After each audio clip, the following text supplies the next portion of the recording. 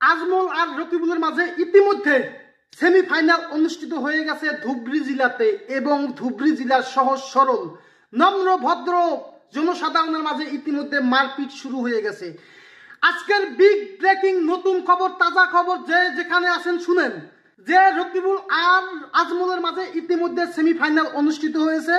আর সেমিফাইনালে ধুবড়ী জেলার সহজ সরল নম্র ভদ্র সাধারণ জনসাধারণের মাঝে ইতিমধ্যে মারপিটও কমপ্লিট হয়ে গেছে। মানে কেউ যদি রকিবুলের পক্ষে, কেউ আবার আজমলের পক্ষে।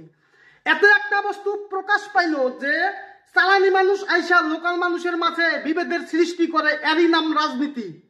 তো আমি একটা আজকে ভবিষ্যৎবাণী করি আপনাদের সামনে, যে এই যে সেমিফাইনাল অনুষ্ঠিত হয়েছে রকিবুল আর আজমলের মাঝে, এই সেমিফাইনালে কে জয় লাভ করবে সেটা আমি জানি না, কিন্তু ফাইনালে কে জয় লাভ করবো সেটা আপনারা আমার মুখ থেকে শুনেন।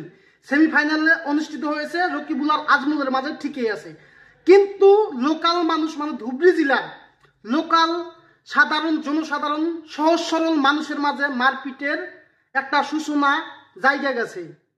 কিন্তু এই সূচনা কি হবে আপনারা দেখতে পাবেন আগামী ইলেকশনে।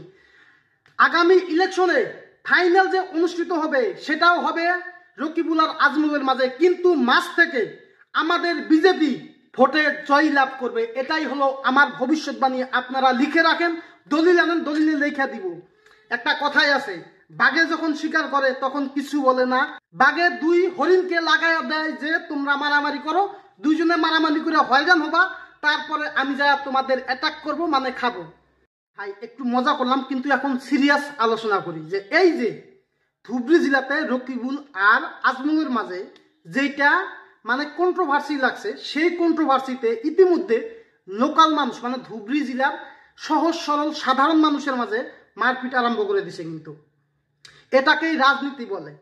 কিন্তু একটা কথা ভাববার লাগা, যে রকিবুল এবং আজমল কেউ কিন্তু ধুবড়ী জেলার লোকাল না, কিন্তু সেই চালানি দুজন আইসা ধুবড়ী জেলার লোকাল সাধারণ সহজ সরল মানুষের মাঝে মারপিট করে দিছে, মানে আরম্ভ করে দিছে। এইটা একটা সেমিফাইনাল ভাই। এই সেমিফাইনালে দর্শকগুলা দুই দলের পক্ষ নিয়ে মারপিট আরম্ভ করছে, কিন্তু এই দুজনের মাঝে আবারও ফাইনাল ম্যাচ অনুষ্ঠিত হবে। কিন্তু এই দুজনের মাঝে ফাইনাল ম্যাচ অনুষ্ঠিত হওয়া সত্ত্বেও মাঝ থেকে আমাদের হিমন্ত বিশ্ব শর্মা মামার বিজেপি দলে এখানে সাংসদ দল গঠন করবে বা সাংসদ পদ নিয়ে নেবে। এইটাই আমার ভবিষ্যৎবাণী। লেখা রাখুন, দলিলে লিখুন বা আপনার মনে লিখুন। অবশেষে ফাইনাল আসবে যে ধুবড়ী জেলার সাংসদ বিজেপি থেকে হয়ে গেছে, মনে রাখবেন।